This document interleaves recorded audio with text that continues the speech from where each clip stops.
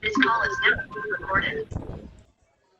So for these subjects, that is probability theory, I will be giving two exams,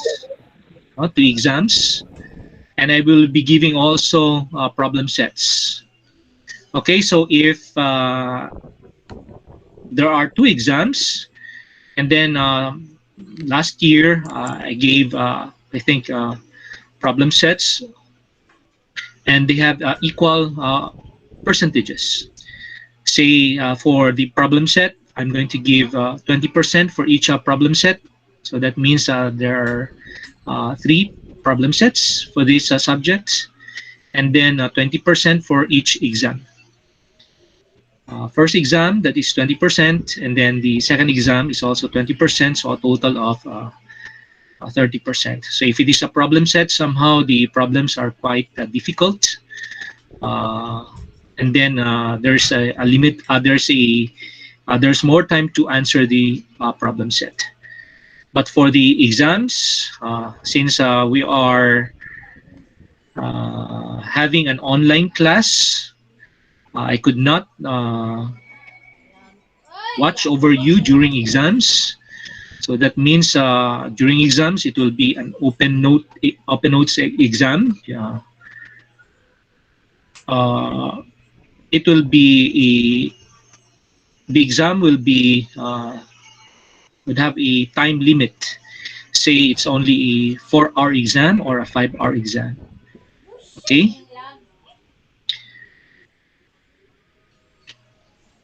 Okay. So attendance is not a must because I'm going to post the recording, or you can also request for the recording of our class.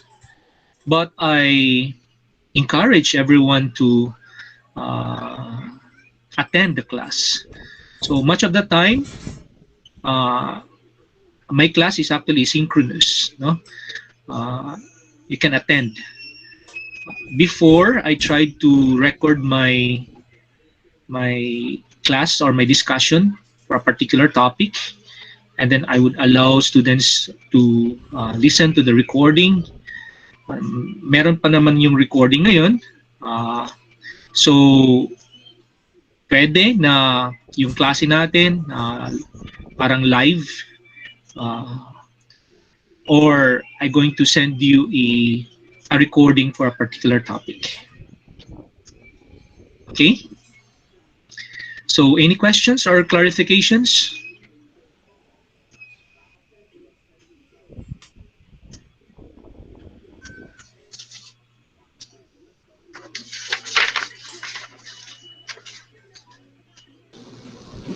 None so far, sir. None so far. Thank you for that, John Ray. Um, Before I'm going to proceed to my discussion, lahat ba dito nag-apply for the UST scholarship?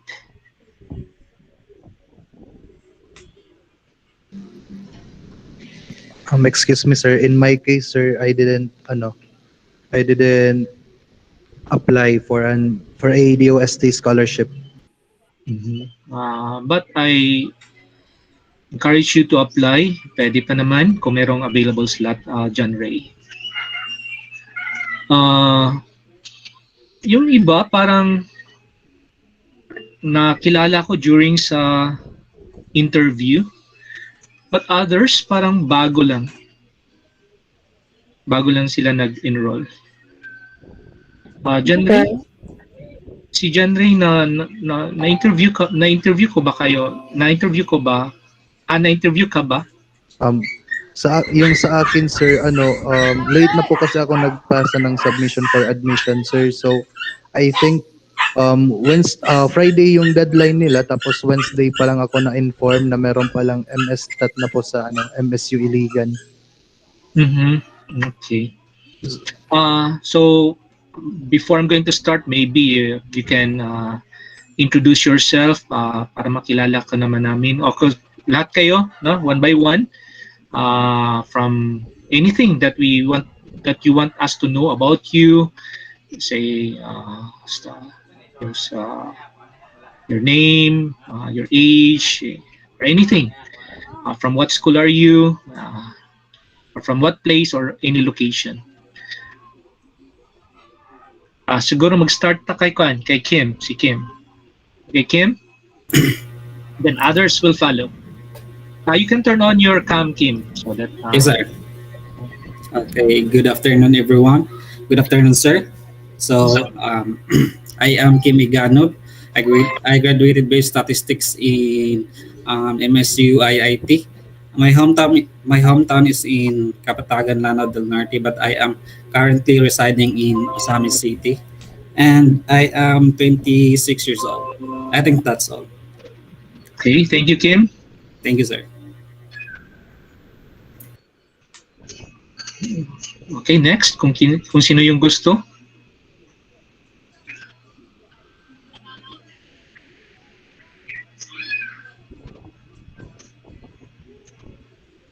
Tawagin ko na lang, LJ.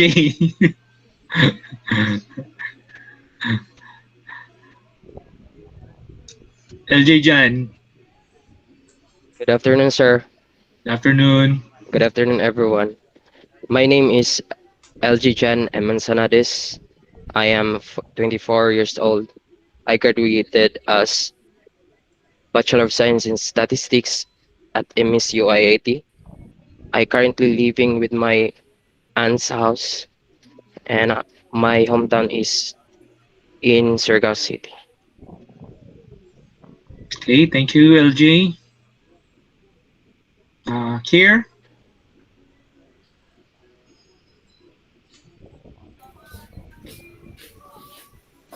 Hello, hi everyone. I'm Ryan Kier Damian. You may call me Kier. I'm currently in Iligan, but my hometown is in Agusan del Sur. I'm 25. Okay, Mary Jean?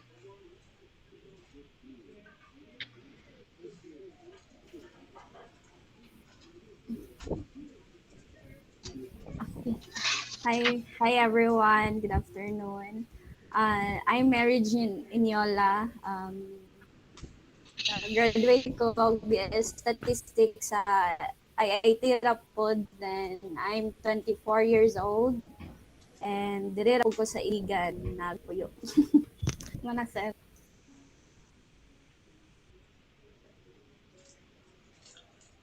Okay, short introduction or for Mary Jean. Okay, Shara May.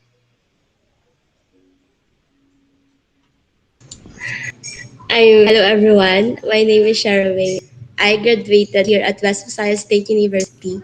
I took up Bachelor of Science in Applied Mathematics. I'm 22 years old. Okay, thank you, Shara.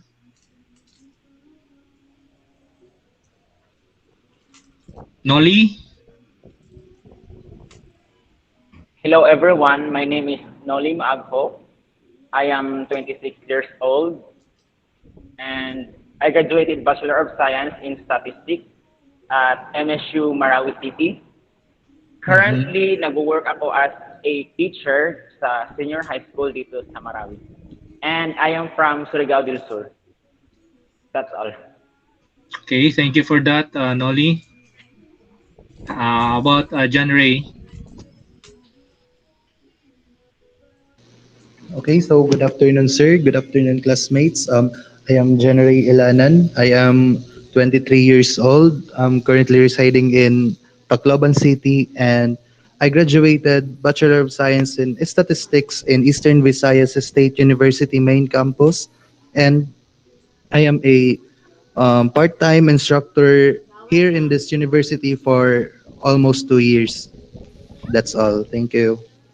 Query lang, John Ray. Nasa Visayas ka ngayon? Yes, sir. Aha, nakakaintindi ka ng Bisaya naman. Actually, sir, sa Tacloban City, sir, yung dialect namin is Waray-Waray. So, although nakakaintindi ng Bisaya, pero konti lang. Nakakaintindi, pero hindi pa rin ako fluent magsalita ng Bisaya. Like, yung mga basic terminologies lang po yung yung mga alam ko, like yung gamay, yung naa.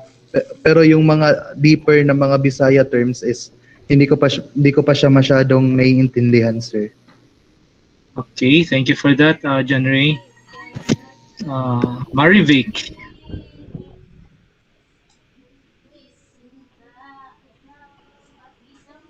Tama, si Marivic kanina, no? Hindi pa yeah. Sir, good afternoon. I am Maric Esteban. I am 27 years old. I graduated at MSU Marawi City. I took Bachelor of Science in Statistics. I'm currently working at DSWD Caraga as statistician. So, my hometown is in Butuan City, and nandito po din ako sa Butuan City. So, sir, I'm one of those student na hindi nag-apply ng DOST Scholar kasi pinagsabay ko yung work and, of course, yung study. Thank you. Okay, thank you for that, Marivic. And lastly, we have Dina.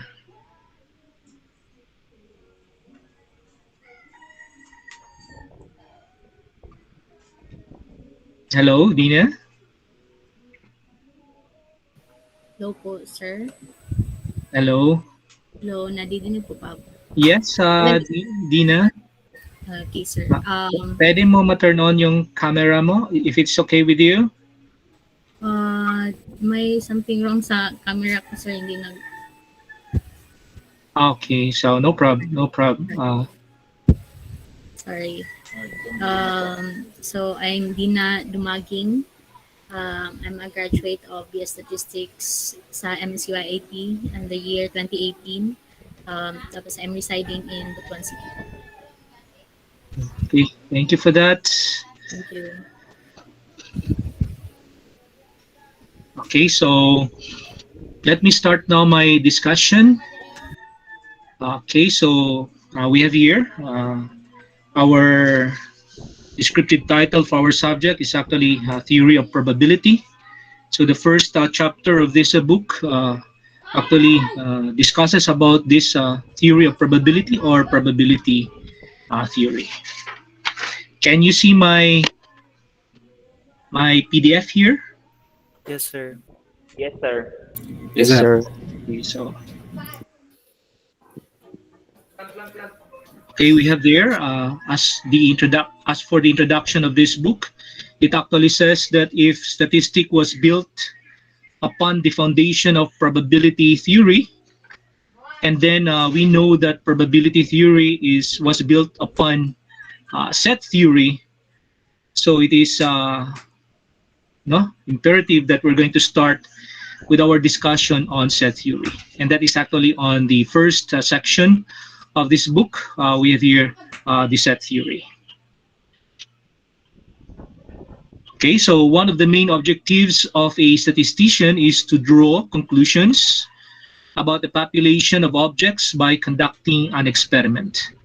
So if we have an experiment, then we have possible outcomes of that experiment. And in statistical terminology, we call that the set of all possible outcomes as the sample space. And usually, we denote that set of possible outcomes or the sample space by big omega.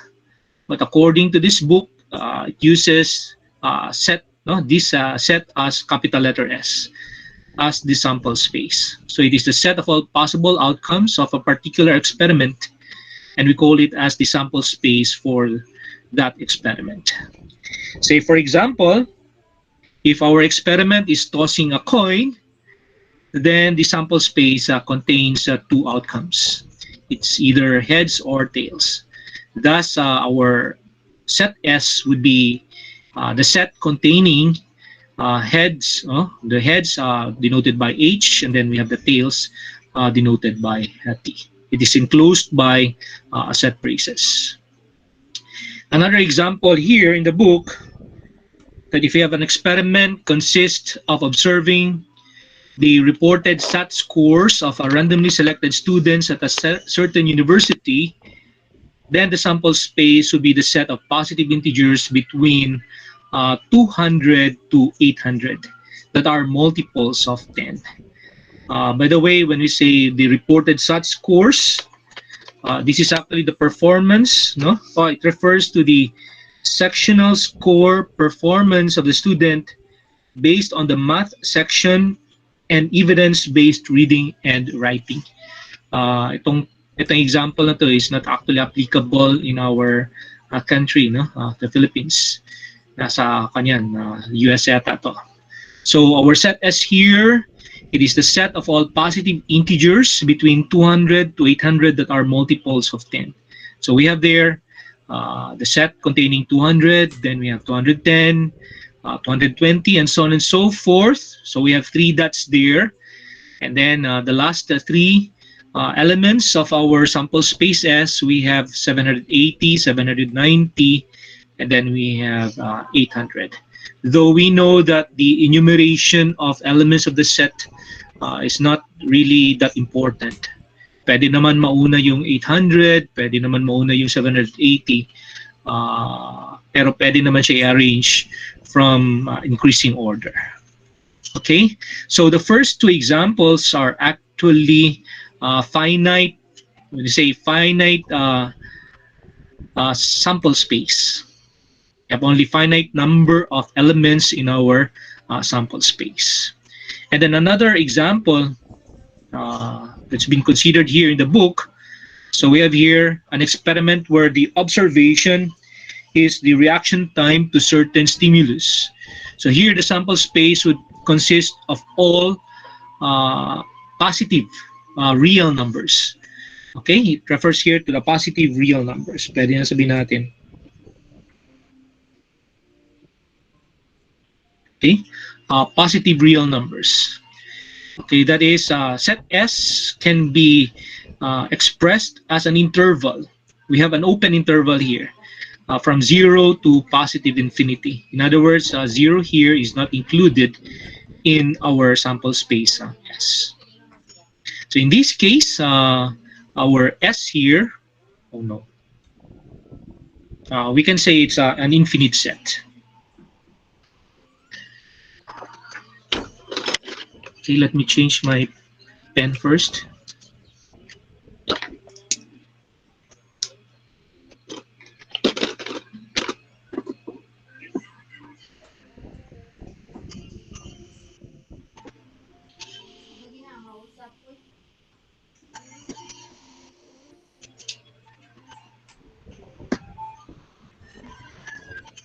Okay, so before I'm going to proceed, I'm aware that the students from MSU, say from IIT or from MSU Marawi, we have actually the same curriculum for the BS Stat. So they have this Math 101 for the set theory, no? Set theory and functions and set theory. How about for other students? Have you taken this subject, set theory?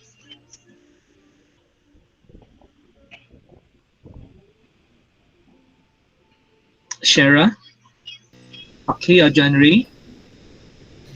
Okay, on our part, sir, we our program don't have set theory na course na subject sa statistics. I see. Okay, so how about Jeremy?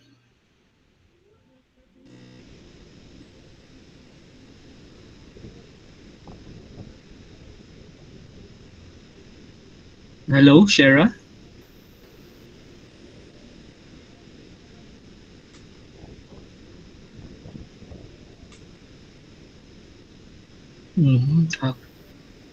So I'm going to explain this quite in detail about the, it's actually a review, but allow me now to, I'm going to discuss this in detail. So we have now this sample space denoted by capital letter S, and then the set, if we have the elements, it's being enclosed by the set braces. Take note, it should be a set braces, not by parentheses, because the parentheses will be used for the intervals, or say for the third example, we use the parenthesis here referring to the open interval from 0 to positive infinity. Okay, let us proceed. An event is any collection of possible outcomes of an experiment that is any subset of S, including S itself. Okay, the sample space is a subset of itself. So any subset of S is being considered as an event. In mathematical terminology, we call that is actually a subset, no? But in statistical terminology, we call this subset as an event. Okay, say we let A here be an event, capital letter A as an event. It is actually a subset of S. Then we say event A occurs if the outcome of the experiment is in the set A. So when speaking probabilities, we generally speak of probability of an event rather than a set. But we can use the terms interchangeably. So we can say probability of an event A, or we can also say a probability of set A. So we have here the two relationships that we can encounter most of the time. So we have here this symbol. A here is an A and B.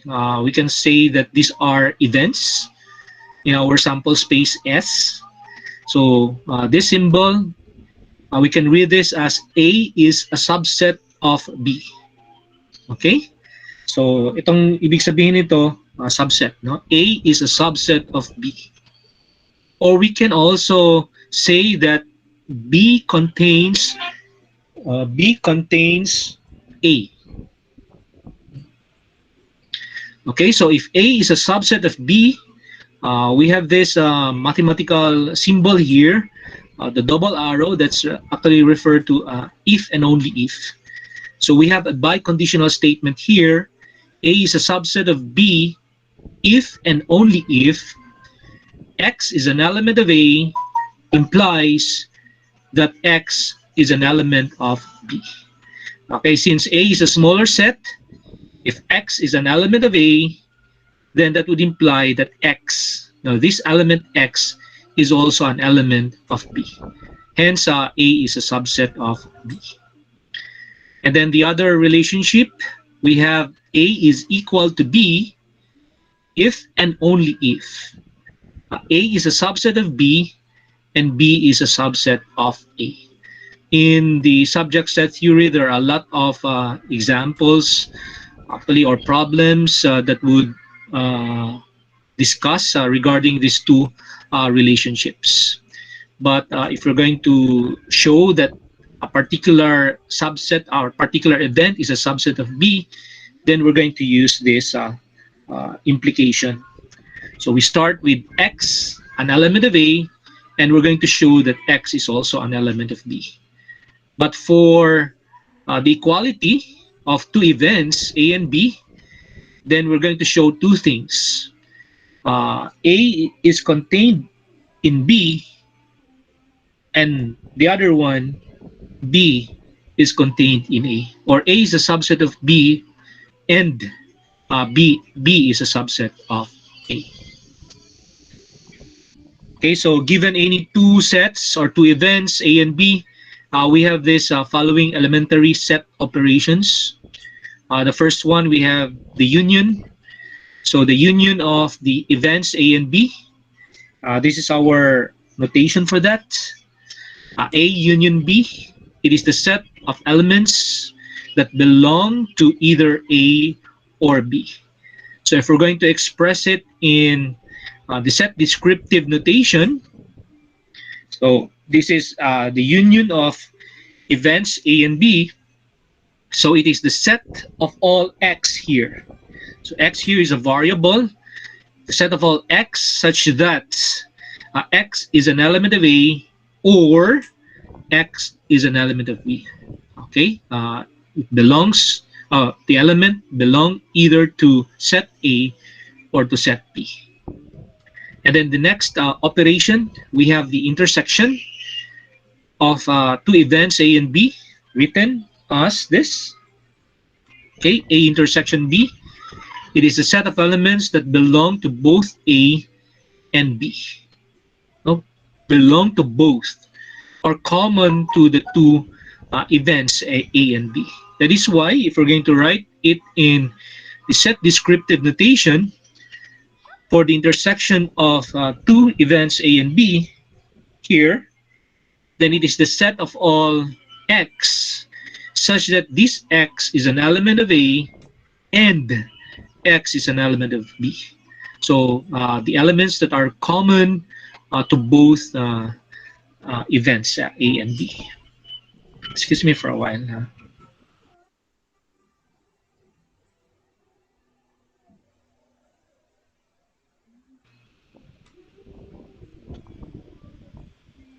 Okay, so let me proceed. Complementation. So the complement of A, written as this. Some books would write it as A prime. A prime, pwedeng ganun, the complement of A. So it is the set of all elements that are not in A, but are in the sample spaces. We have actually an assumption here that we have our sample space S.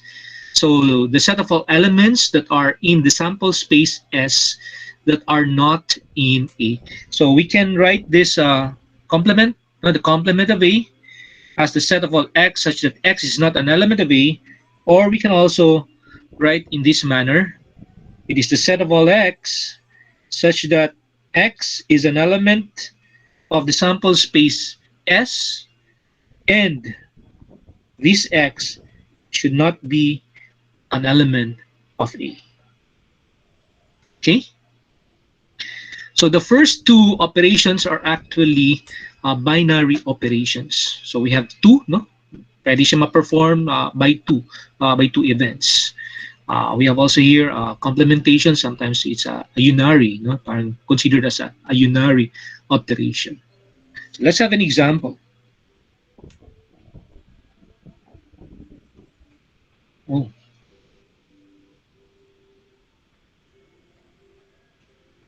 Okay. Consider the experiment of selecting a card at random from a standard deck and noting its suit. So we have a clubs denoted by capital letter C. We have diamonds denoted by D, hearts, capital letter H, and then for the spades, capital letter S. So the sample space is, take note, since we're considering the suit of the deck of playing cards. So we have only four suits. So we have the set of all the clubs, the diamonds, these are the card of, and then the hearts, and then also the spades. So this is our sample space, S. And then the possible events that we have here. So A could be the set containing C and D. And then another event, which is a subset of S, we have B here.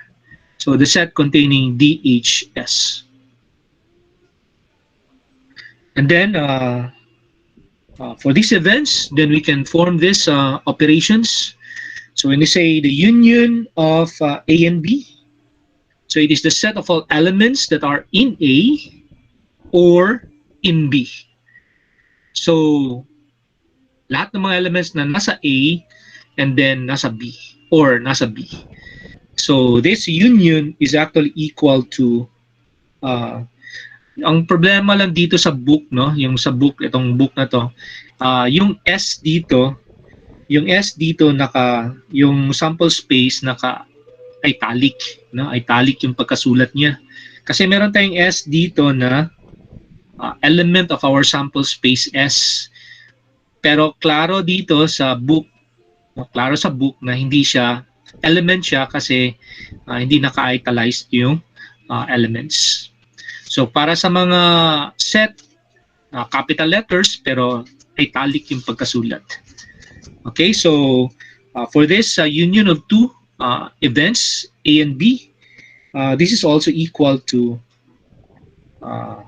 kung naka-italic siya, sabihin lang natin pag ano na lang.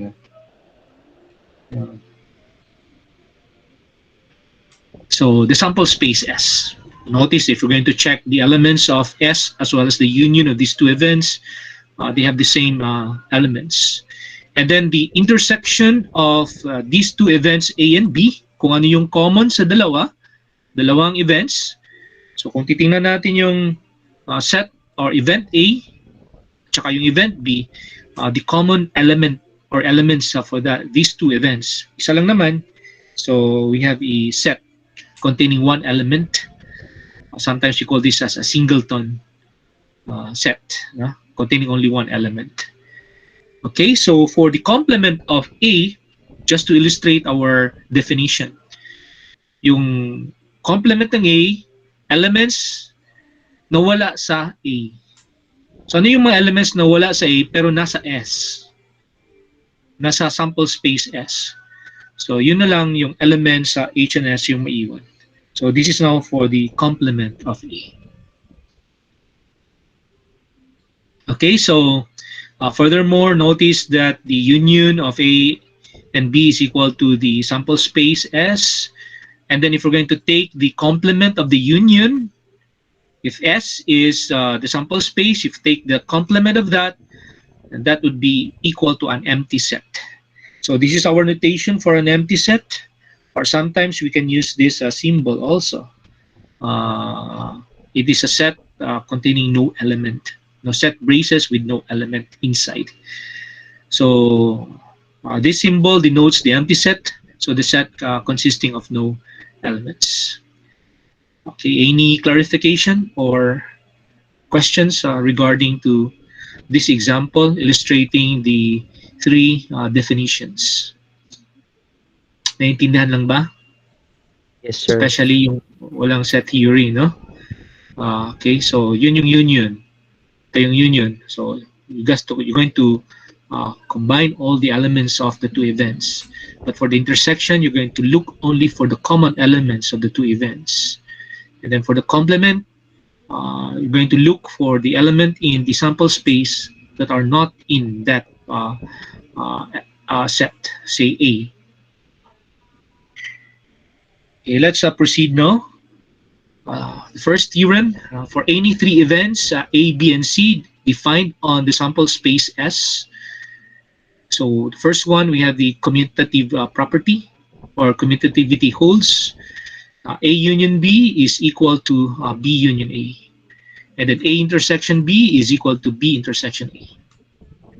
And then for the associative property, so we have three events here.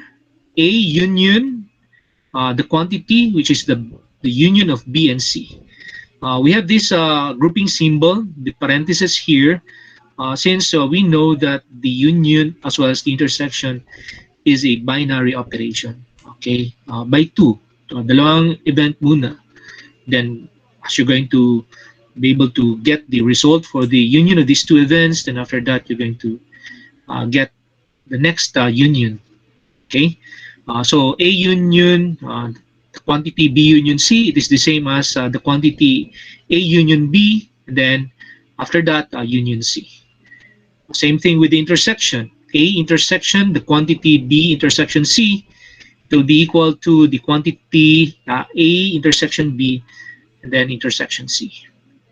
And then the third law, we have the distributive law. So we have the distributive property of intersection over union. That's the first one. So A intersection, the quantity B union C. Parang distributive. So ito yung una. So that is the A intersection B, and then union. So this is the union, and then A intersection C. Okay, so this is the distributive property of intersection over union. And we have also the A union, the quantity B intersection C. So the distributive property of union over intersection. So here, A union B, that's the first one, intersection A union C. And then the last law, we have the De Morgan's laws. So the complement of the union of A and B will just be equal to the intersection of the complement of A and the complement of B. And then the complement of the intersection of A and B will just be equal to the union of the complement of A and the complement of B. Okay, since this is a theorem, we're going to prove this. Say, we're going to prove the distributive, no? It says here the distributive law. So A intersection the quantity B union C is equal to the A intersection B union A intersection C. Paano nga natin i-prove ito? Kung si A equal sa B, anong ibig sabihin nga ito? If and only if. If and only if. Yung kanina. If si A is a subset of B and B is a subset of A.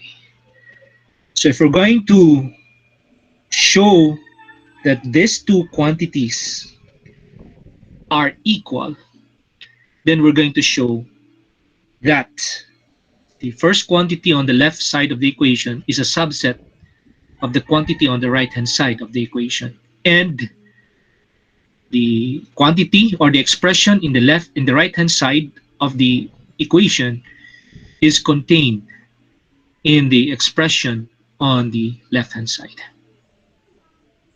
So furthermore, kung gusto mo ipapakita itong una muna, na A is an intersection of B, alam natin yan kanina, no? It says here, if and only if. So kung si X element siya sa A, this would imply that X should be an element of B. Okay? Say we're going to start with the left-hand side now. Okay? So, a proof for that. So, X here is an element of, we start with the left-hand side. A intersection B union C. So if X is an element of the intersection, anong ibig sabihin yan? By the definition itself. If A is an element of the intersection, this would imply, okay, yan yung symbol natin. It implies na yung X is an element of A and, that's by definition, and X is an element of the union B union C. Okay? So we're going to elaborate more on this particular statement. So this would imply that X is still an element of A, and what about if X is an element of the union ng B and C? B, no? Ng B and C. If it is an element of the union, so that means that either yung X element siya ng event B, or yung X is an element of C. And this would further imply, okay, that either X is an element, okay, of A intersection B, or X is an element of A intersection C. Yan yung implication yan. So if X is an element of A, and then either X is an element of B, so either that is X is an element of the intersection of A and B, or X is an element of the intersection of A and C. So that would imply here na pag or siya, na either X is an element of the intersection of A and B, or X is an element of A intersection C, by definition, X here is an element of, that's by definition again, A intersection B or union A intersection C. Okay? So if X here, di ba, yung simula natin, itong part na to, if A is a subset, balik na lang muna tayo. A, by the way, itong part na to, hindi itong A and B na nire-refer ng theorem. This A and B events here, ito yung nire-refer sa definition. Sabihin lang natin ng definition yung part. So A is a subset of B if and only if. So itong part na to, kung itong X here, element siya ng A, if you can show that X is also an element of B, then A is a subset of B. So ano implication nitong part na to? If X here is an element of this, and we have shown that X here is an element of this, it follows that, so this would imply that this expression A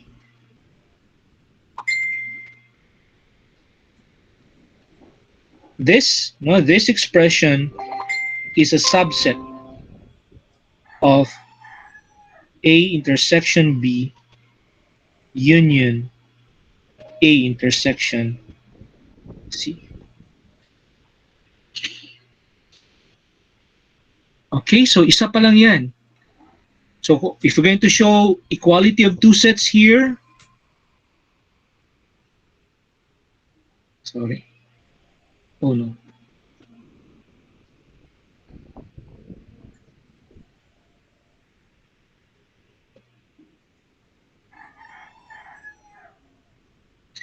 If you want to show equality of two sets, we need to show these two.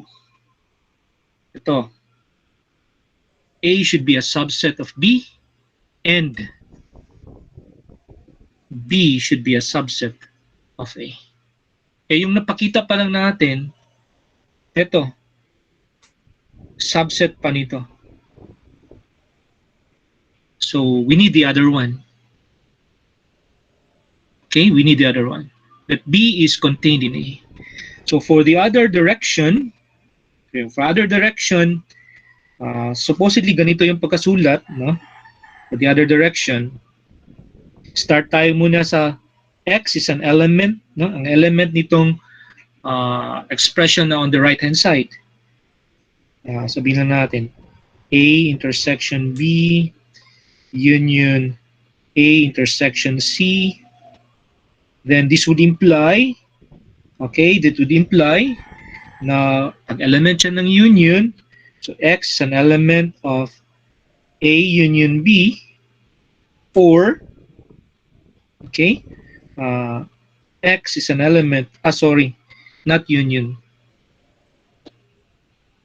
A intersection B, or X is an element of A intersection C. Okay, and then now this would be, can say that X here is an element of A, and either X is an element of B, or X is an element of C. And this would further imply, that X is an element of A, and X is an element of B union C. Or kasi ito, union. And then this would further imply that X, and siya kasi, X is an element now of A intersection B union C. And this would imply, this would further imply, because of this, that our set A intersection B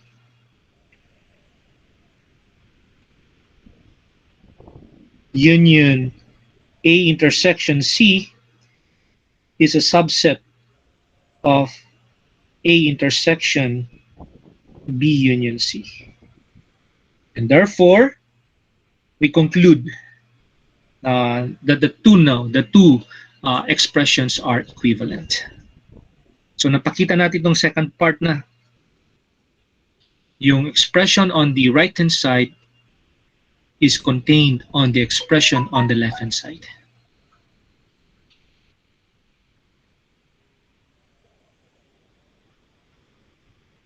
By the way, pwede naman ito mas maikli yung proof nito. If you have this biconditional statement, pwedeng ganito. Yung red no, yung red na solution. And then wala lang yung last part, no? Wala yung last part na itong last na implication. And then you're going to use this arrow. Pwede yung ganun. You start from here again, going to that. Then after that you conclude. That's why we have an if and only if expression here. So itong if and only if.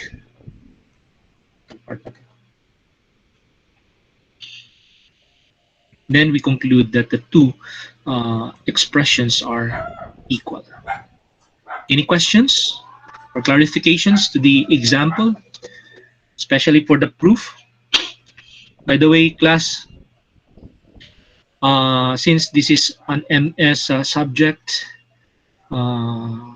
may mga statements tayo na kailangan i-prove.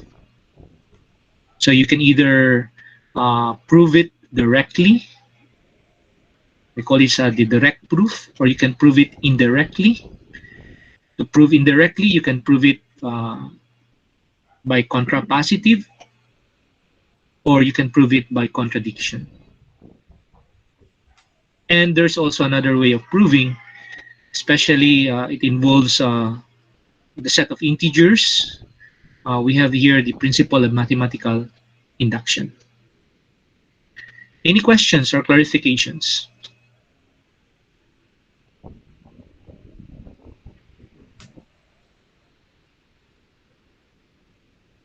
Okay lang? Guys, are you there? Yes, Yes, sir. Okay po, sir. Okay na, sir. Okay lang. Say for example, one of the De Morgan's laws. How are we going to prove it? Okay, for example, this one. Ito.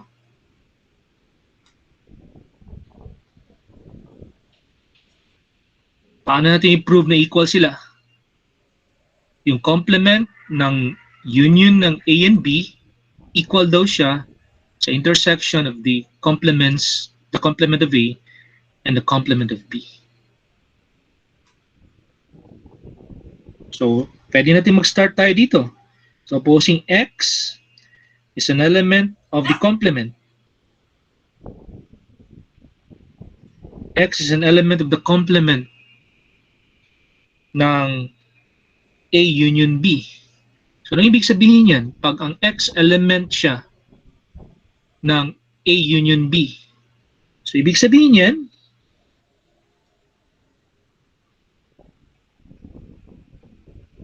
pwede mas madali yung pag magsimula tayo sa simula tayo sa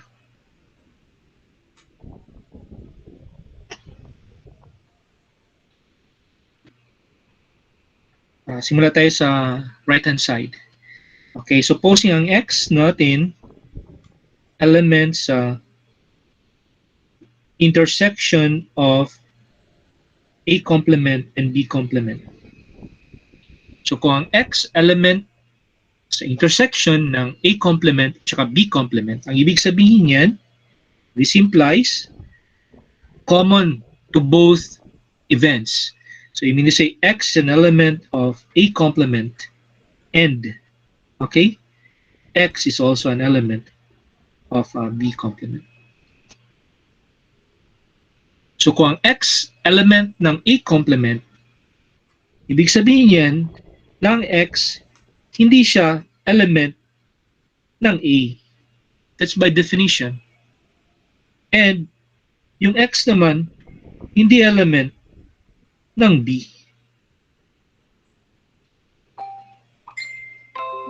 hindi siya element ng B.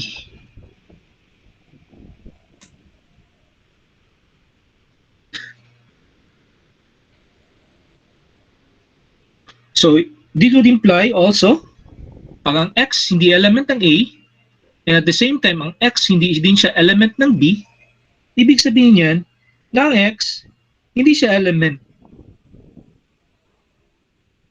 ng A union B. Kasi hindi siya element ng A, hindi din siya X ng element ng B. So if X is not an element of A union B, then this would imply that X is an element of the complement of this. Okay, so we start on the left-hand side showing X on the an element on the expression on the right-hand side, and then we have shown that X is an element of the expression on the left-hand side. That means that the intersection of A complement, B complement is a subset of the complement of A union B. Okay, so pabaliktad naman, anong color? Okay, this, okay na to. Pabaliktad, yan. Therefore, we can now conclude. So we start from X, an element of the, an element of the complement of the union, and so on and so forth. That's why equality holds. Okay?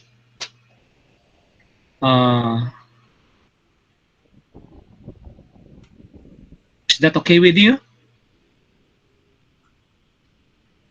Yes, sir. Yes, sir. Okay, sir.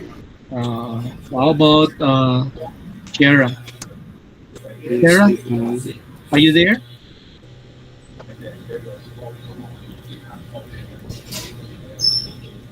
Kiara? May set theory ba kayo, Kiara? Na subject sa undergrad?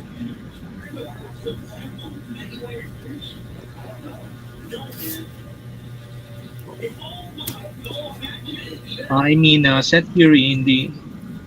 Oh, thank you. Thank you for that. Okay, so I'm not going to prove all these properties. Just try to prove this somehow, no? Somehow, baka lalabas yan sa exam. Hindi lang natin alam. Okay, next, let's proceed. So the operations of union and intersection can be extended to infinite collections of sets as well. Take note, these are infinite collections here. Okay. Sometimes you can hear this as finitely many, finitely many collections, or countably infinite. So pwede siya na finitely many, or countably.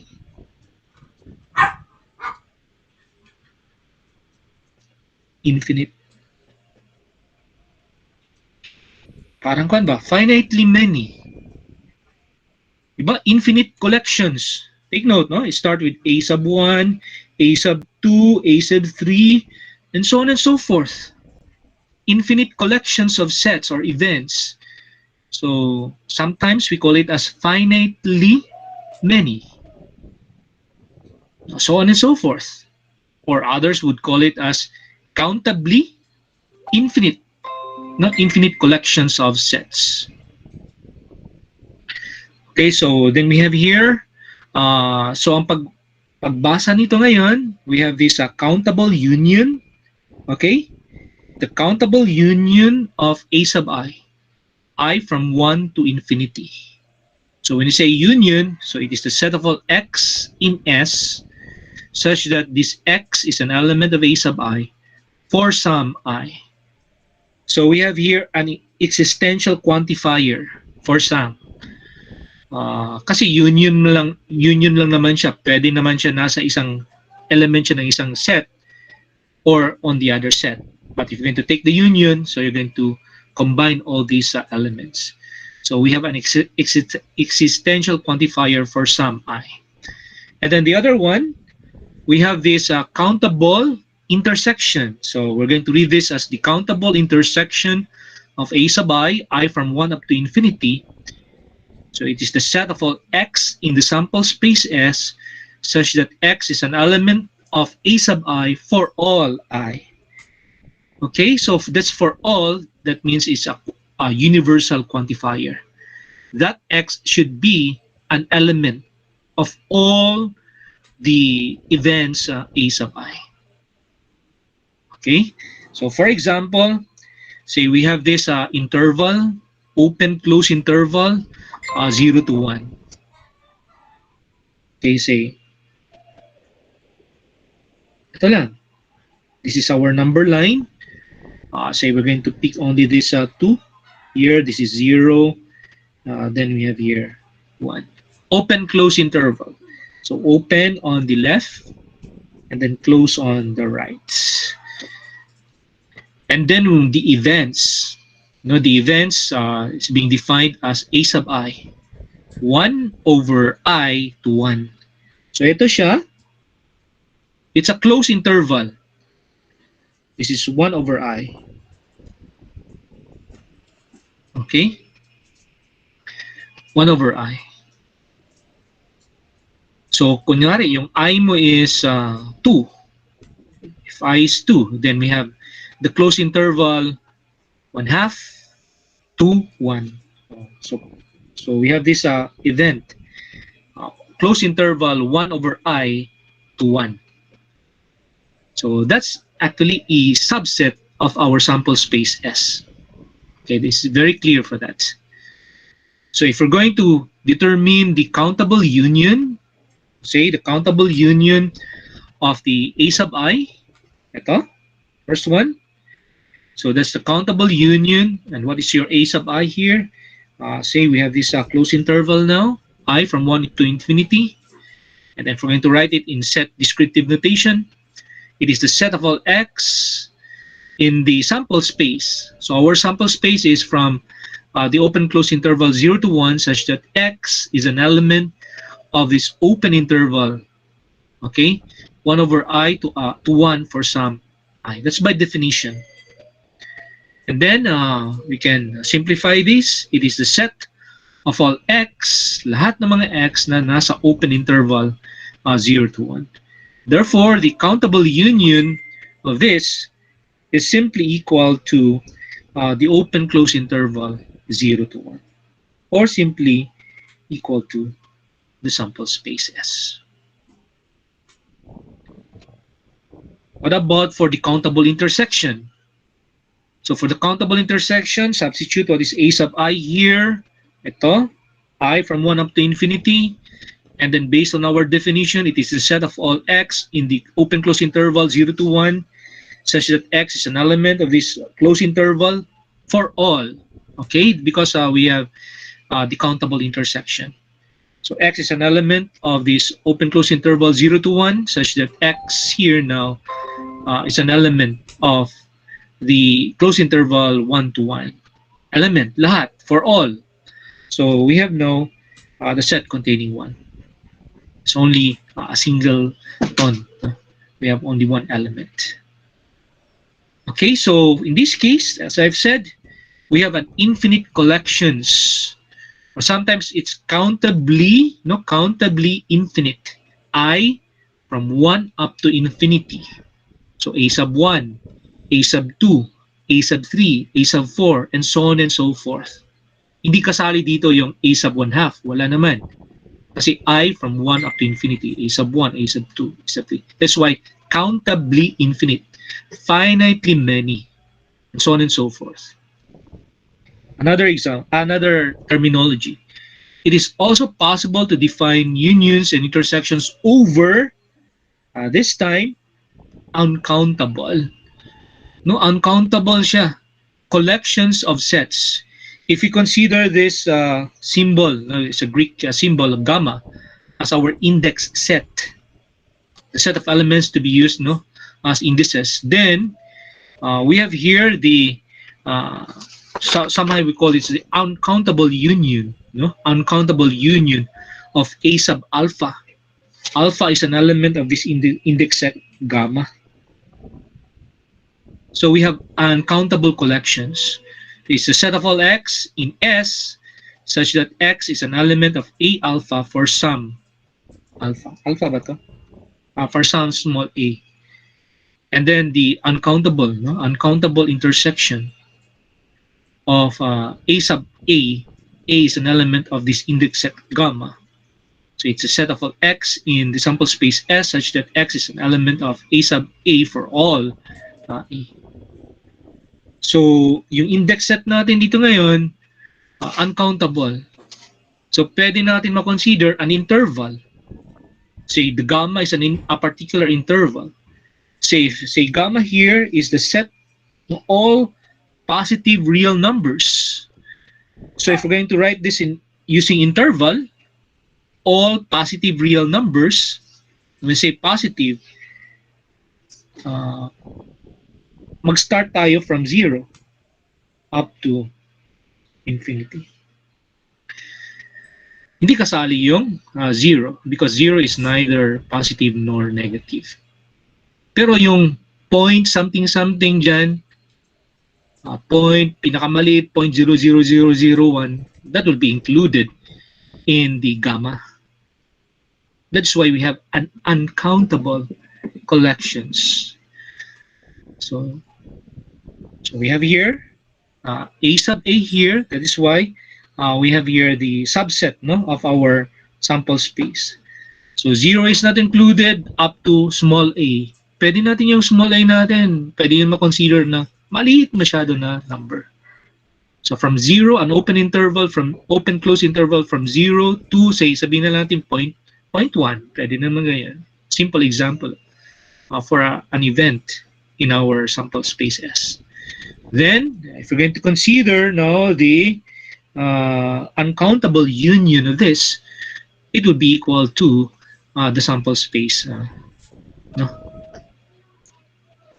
Okay, so we have here rather the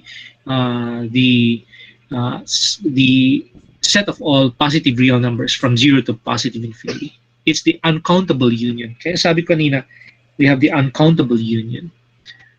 Okay, so while uncountable unions and intersections do not play a major role in statistics, they sometimes provide a useful mechanism for obtaining an answer. You can see that in section chapter 8 pa. That would be in the inference part 8.2.3.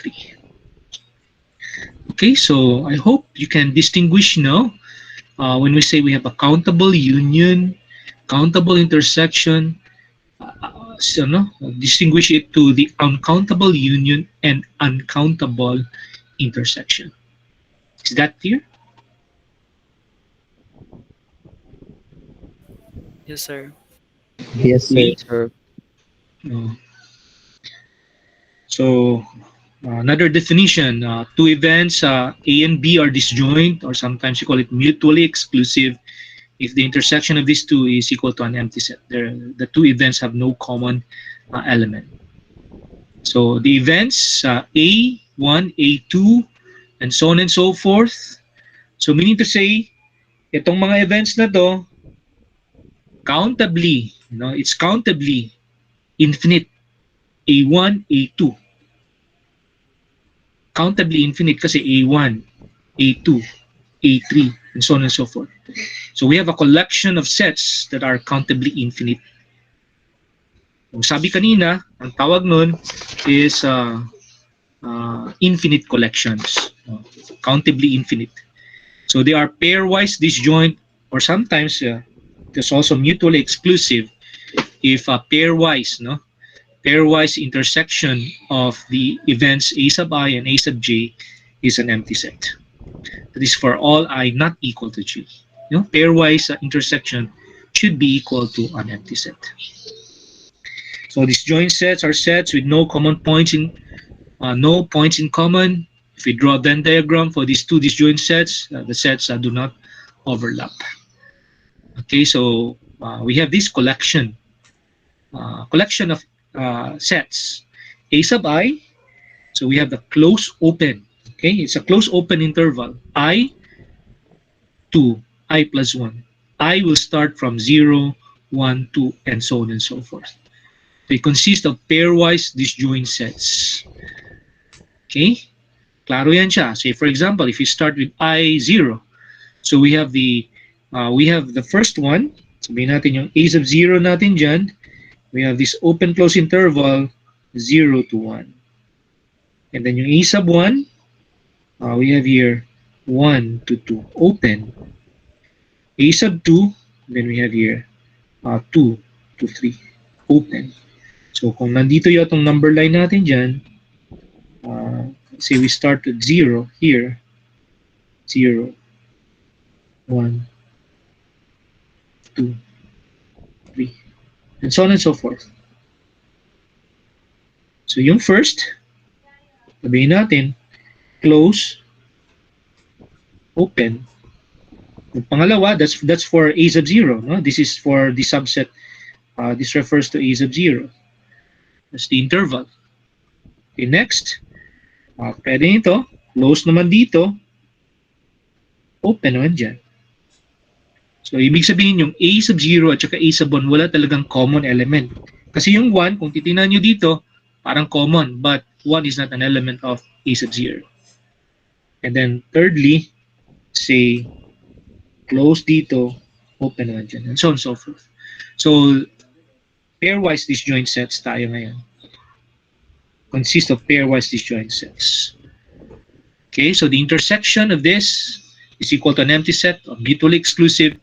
But if we're going to take the countable union, so yung pagbasa nito, the countable union of the A sub I from 0 to infinity, it would be equal to this interval, the close open interval 0 to positive infinity. Okay. Next definition, siguro ito na yung last na lang, no? Section 2 that will be discussed on the next meeting. So if A sub 1, A sub 2, and so on and so forth are pairwise disjoints siya, and then the countable union of the A sub I will be equal to set S. Ang ibig sabihin yan, pag meron tayong the countable union for that, that means that the events here are, we call it as exhaustive. The union of all the A sub I's, it will be equal to the sample space S. Then the collection, this countably infinite collection of events, A1, A2, and so on and so forth, for this collection, it forms a partition of S. So in our example above, then the sets A sub I will form the partition of the close open interval 0 to positive infinity. So we take this as our sample space S, and then this yung A sub I, these are the collection of events that will form the partition of S. So in general, partitions are very useful, allowing us to divide the sample space into small, non-overlapping pieces. Okay, so that's all for the first section, and I'm going to discuss section 2 next meeting, the basics of probability theory. Are there any questions regarding to the topics being discussed this morning? That's just a review of the some definitions and concepts in set theory. First section lang yan, set theory. Any questions or clarifications? No, sir. None so far, sir. Okay, so thank you for that. So that's all for this afternoon. Again, let me check. No? Ryan, Cuenca, wala siya. Una, no? Sino nakakilala kay Jade Dalagan? Wala siguro. Ryan Kier, present. Dina, okay, present. And then, Dina, then we have Mary Jean, okay, present. Marivic, Kim, Noli, LJ, Shara May, Christine Torres. Tama si Christine. Wala siya ngayon. And then January 11. Okay, so that's all for this afternoon, guys. And Okay, sir. Thank you. no questions so far? None, sir. Okay, so class dismissed. Okay, sir. Thank you. Meron pang kwento lang. Yes, John Ray, may you raised your hand? Okay, sir. Sir, may I ask, sir, if we can you will send the recorded meet this recorded